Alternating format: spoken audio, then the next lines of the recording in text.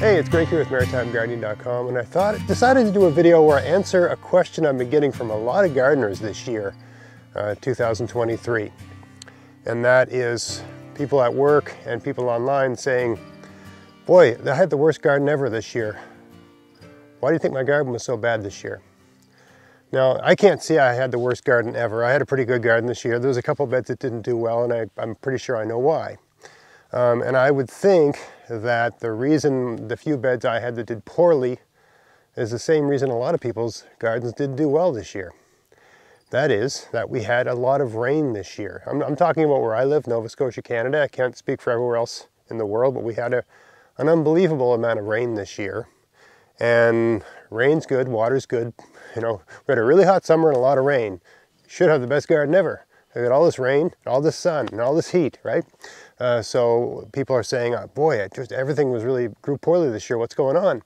Well, what I think the problem was is that, and I've had Robert Pavlis, a soil science sort of guy, garden science sort of guy on my YouTube channel. I've also had Keith Reed, another soil scientist, on my podcast, talking about nitrogen in soil and the point that nitrogen is not stable in soil. When you get a soil test, they don't give you the amount of nitrogen in your soil because it changes. It's water soluble. That's how it gets up into your plants, right? And the soil isn't very good at hanging on to nitrogen. It hangs on to some, right? So, soil has a way of hanging on to various kinds of chemicals and nutrients and minerals, right? But it does not hang on to nitrogen well. If you've got a certain amount of organic matter in your soil, you're going to have a certain amount of nitrogen in your soil. But if you've got rain after rain after rain after rain, all that nitrogen is going to be washed away. So the beds in my garden where I had leaves or grass clippings or some kind of mulch that has a certain nitrogen content in it, right, and it's constantly being broken down. And the soil, I mean, you've got a mulch on your garden, the soil organisms in your soil are breaking that mulch down. Hello? Frogs are making some noises here. Soil organisms are breaking that mulch down, and they're using nitrogen to do that, but also nitrogen's being freed up and released into the soil as a result of that process.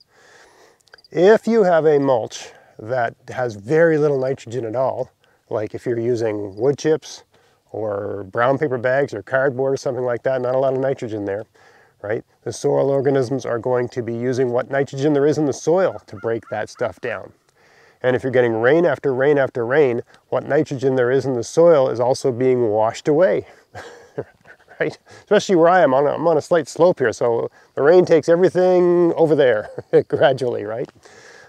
So if you don't have a mulch, or you've got a mulch that is low nitrogen mulch, and there's so many different kinds of mulch, but like I think of like grass clippings as a high nitrogen mulch, right? Breaks down really fast, a lot of nitrogen in it, it's super green, right? Something like hay or straw. Hay has more nitrogen than straw. Straw still has nitrogen. Leaves have nitrogen. We kind of think of it as a brown mulch, but you know, leaves, there's nitrogen in leaves, right?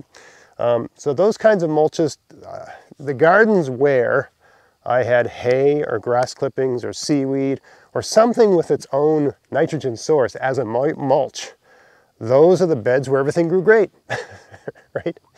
And the beds where I had no mulch or just wood chips, I had a big abundance of wood chips this year, so I used it in some gardens. And most years it works great as a mulch. But not if you're getting rain after rain after rain after rain, right? Because you think about those wood chips. And I mean, if you listen to experts talk about wood chips, they say, oh, you need ramial wood chips.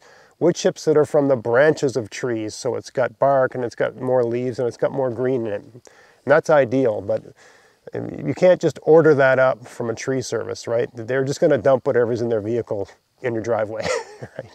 And it might have a lot of branches, or it might be just stumps. You just don't know what you're going to get. I think there was a fair amount of branches in the wood chips I got, and to some extent I could say the wood chips that I used in my garden were ramial wood chips from branches. Still the case that every place where I used wood chips, I didn't get as good results as places where I used leaves, grass clippings, seaweed, straw, hay, stuff like that. And in my garden, I use whatever I can get my hands on. Mostly I use leaves, right? Leaves from trees. Sometimes there's some pine needles or spruce needles in it. Usually it's just leaves from trees like maple trees and beech trees and poplars or whatever. Whatever people have on their property, whatever they're raking and putting in the bags, I just grab the bags on my way to and from work and stick them in my car. And that's the source of most of the mulch in my garden. If I do a really good year, that's everything. It's all leaves.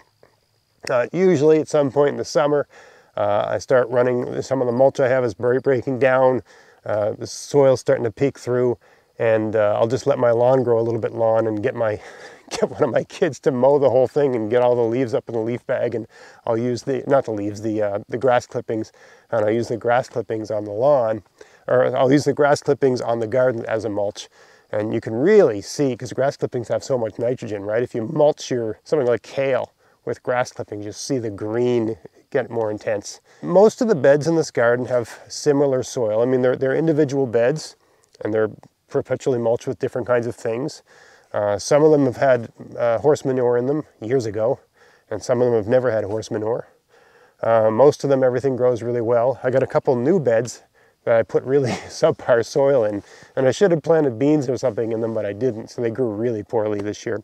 Anyway, I don't know how much sense I'm making here, but what I think happened was that we had this excessive amount of rain, and because nitrogen isn't stable in soil, a lot of it was diluted into the rain, into the water, right? Into that water and taken away, right? Wherever the water goes, the nitrogen went with it. And so soils were depleted in nitrogen this year, and that's why a lot of people's gardens didn't do well. For next year, if you want to backstop, insulate, insure yourself against the risk of that happening, because I think it's pretty safe to predict that we're going to have more and more summers like this with excessive heat and excessive rain. I mean, the heat's good for growing, and to a point rain's good, but not to the point where it's, I mean, normally you've got, okay, let me just explain soil a little bit. Any given volume of soil, half of that volume is either air or water, right? There's basically you've got all the particles of soil, and then you've got these spaces in between the particles. Okay, so that volume, half of that volume is the spaces between the soil particles. And that volume can either be all water, that's when it's saturated, or all air, that's when the soil is completely dry, or some combination of water and air, which is usually the case.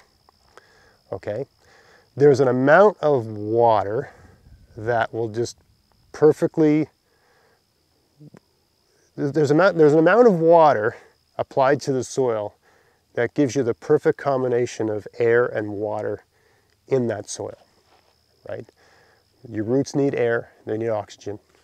They also need nitrogen. They get the nitrogen by having it, basically the soil has water in it, the nitrogen is dissolved into the water, it's what they call a soil solution, right? And that water gets sucked up into the plant through the roots. And all the nutrients that are in the soil is also in that water that's in the soil. Okay. If you have excess water, beyond the capacity of the soil to absorb that excess water, it either floods, or if your garden has a way to get rid of water, like mine, it's on a slope, that water goes somewhere else, right? And all the nutrients that are in that water goes with it. All the nutrients that are dissolved into that water goes with it. And nitrogen is a nutrient that dissolves into water and does not stay in your soil when you've got excessive rain. So to backstop yourself against the risk of that next year, keep a good organic mulch. Do everything you can to improve the quality of your soil, because soil with the correct composition. I've got articles on this on my Substack page, and I'm not the only person writing about this sort of stuff, but soil with the proper combination of clay, sand, and organic matter hangs on to nutrients well, but also by having a mulch that is going to have a certain amount, some amount of nitrogen in the mulch itself, right? that is going to allow the soil organisms to replenish the nitrogen in your soil and apply that to the plants. If you're not going to do that, then you've got to add nitrogen somehow, right? Whether it's organic or just a chemical source, or you're making compost tea or whatever. But despite getting all this, basically after an extreme rain, what you need to go out and do is, if you don't have that mulch with the nitrogen constantly breaking down, constantly stabilizing the amount of nitrogen in your soil, you're going to have to water your garden after a rain with something with nitrogen in it. You could pee in the watering bucket, you can use fertilizer or Miracle-Gro, or you can use compost tea, or you can just use whatever you can get your hands on, right? Depending on whatever your approach to gardening is, right? Some source of nitrogen to bring that back up. Because when you have excessive rain, it's going to remove the nitrogen from your soil, because nitrogen dissolves into water and goes away. Okay, I think I've talked that out. So I hope that makes sense to some of you, and I've given you some strategies to deal with it next year, right? This year's catastrophe is next year's teachable moment, right? It's a good way to think about it. So I hope you found that interesting. If you did, please like, share, subscribe, and until next time, get out there, get at it, have fun in your garden. Thanks for watching. Hey, if you want to help support everything I'm doing here, go to Veseys.com to buy whatever you need for your garden this year. And use my coupon code GAVS23 to get free shipping as long as there's a pack of seeds in the order and there's no oversized items in the order. Check out the description box of this video for details. You can buy everything you need from Veseys. They have seeds, fruit bushes and trees, soil amendments, pest solutions, tools, clothing, and lots of other stuff too. So yeah, if you want to help support everything I'm doing here and they sell something you need, buy it from them using my coupon code, and happy gardening.